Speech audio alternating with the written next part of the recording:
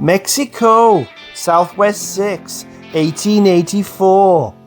Here, natural selection favors the creationist theory of the origins of Darwin, while evolution favors brown frogs.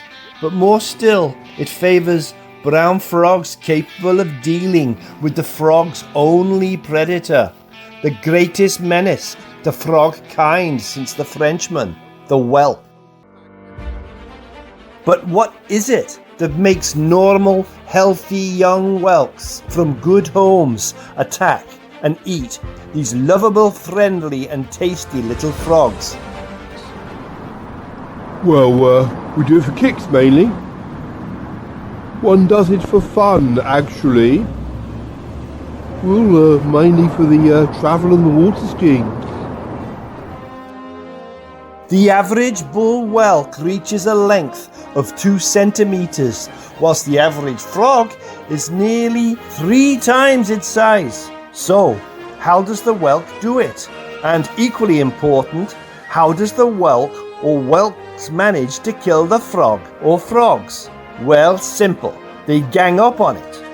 Freddy is a frog and he lives in one of the decaying inner city ponds.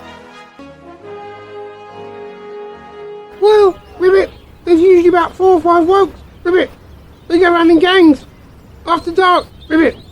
Me, I'm scared to go out at night now, Ribbit. So, is the whelk then an expert tactician?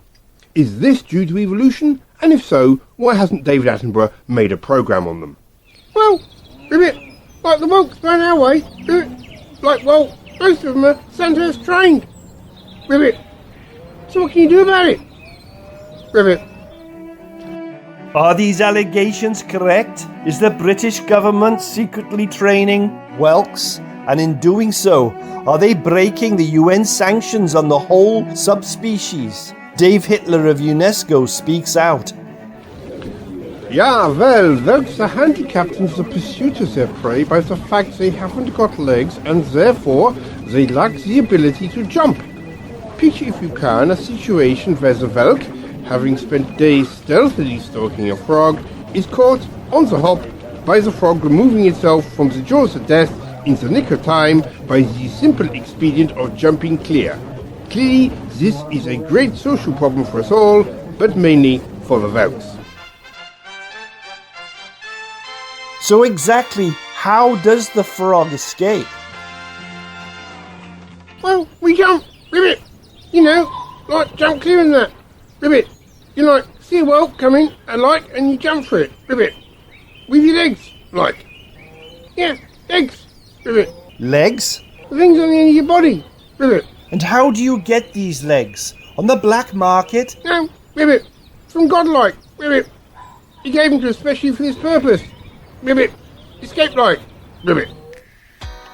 Obviously the arms race between frog and whelk was hotting up. To counter the latest frog development, whelk scientists developed a thruster backpack to enable these braves to outjump frogs. This invention really brought the whelks out of their shells, often quite literally. Losses on the stagnant pond front alone exceeded the 5 mark, and all due to malfunctioning equipment.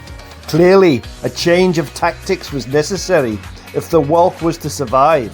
They began to hunt in pairs. It didn't work, and no one knows why. One of the 37 whelks sent, only 3 ever came back.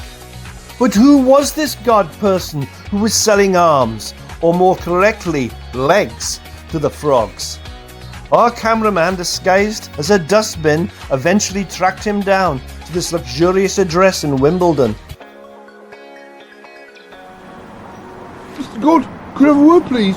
I'm with the IRN. Independent Radio News? No, the Irish Republican Navy. If it's about religious intolerance in Ireland, I've nothing to say.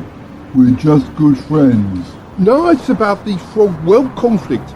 Our informants tell us you've been arming, or rather legging, the frogs. I'm sorry, I've nothing to say. Excuse me, but you are hard as a boss. He got nothing to say. Leave him, Gabriel. Just the usual. And I'll laugh at that too.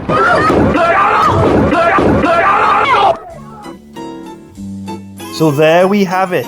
Who is to blame? Your guess is as good as mine. We'll be back next week when I'll be looking at my growing drink problem. I can't afford it. Join us then.